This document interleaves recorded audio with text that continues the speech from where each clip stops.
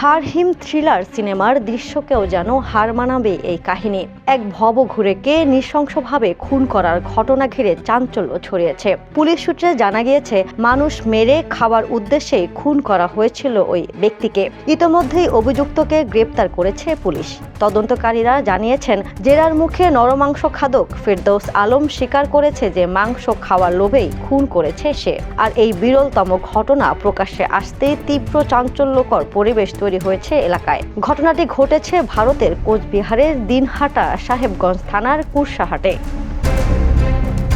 Police সূত্রে জানা গেছে, কুরসাহাট শ্মশানে গত প্রায় 1 বছর ধরে একজন ভবঘুরে থাকছিলেন। মানসিক ভারসাম্যহীন ওই ব্যক্তিকে নৃশংসভাবে খুন করে শ্মশান সংলগ্ন এলাকায় একটি ফাঁকা মাঠে ফেলে দেওয়া হয়েছিল বলে অভিযোগ। তার শরীরে বিভিন্ন জায়গায় ধারালো অস্ত্রের আঘাতের চিহ্ন পাওয়া যায়। গত 10 জানুয়ারি সেই ঘটনা সামনে আসার পর তদন্তে নামে পুলিশ। সেই তদন্তে ফেরদৌস আলম নামে একজনকে গ্রেপ্তার করা হয়, আর তাকে জেরা করতেই উঠে আসে চাঞ্চল্যকর সব তথ্য। বক্তব্য শুনে শরীরে কাঁটা দিতে পারে বলে মনে করছেন অনেক পুলিশ কর্মীও। প্রাথমিকভাবে পুলিশ জানতে পেরেছে, খুনের পর নরমাংস খাবার উদ্দেশ্যে বাড়িতে নিয়ে গিয়ে ধুয়ে সেই দেহ পরিষ্কার করছিলেন অভিযুক্ত।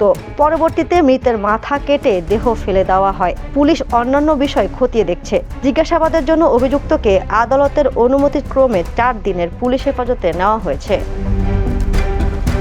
পুলিশ সূত্রে খবর, গত 10 জানুয়ারি একজন ব্যক্তির ক্ষতবিক্ষত মাথাবিহীন দেহ উদ্ধারের ঘটনা সামনে এসেছিল।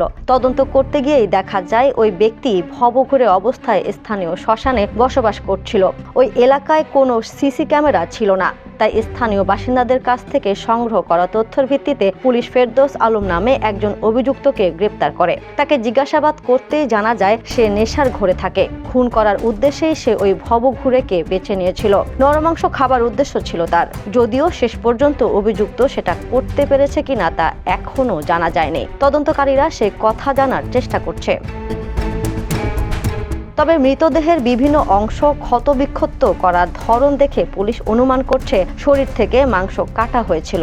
তবে অভিযুক্ত বয়ানে বিভিন্ন ধরনের অসঙ্গতি পুলিশ প্রাথমিকভাবে পেয়েছে। কখনো সে দাবি করছে তাকে কেউ বলেছিল এটা করতে, কখনো আবার জানিয়েছে সে নিজেই এই কাজ করেছে। ঘটনাটি জানাজানি হতে এলাকায় আতঙ্ক ছড়িয়ে পড়েছে। দিনহাটার এসডিপিও এ বিষয়ে বলেন, ঘটনাটি খুবই বিরল ও গুরুতর। মানুষের মাংস খাওয়ার জন্য খুন করে অভিযুক্ত।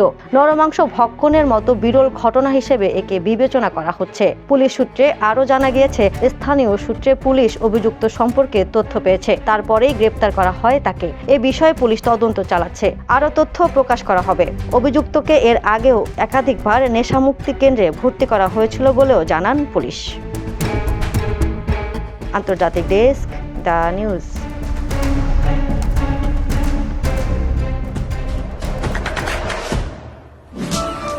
দেশে দেশে সবার সাথে দ্য নিউজ।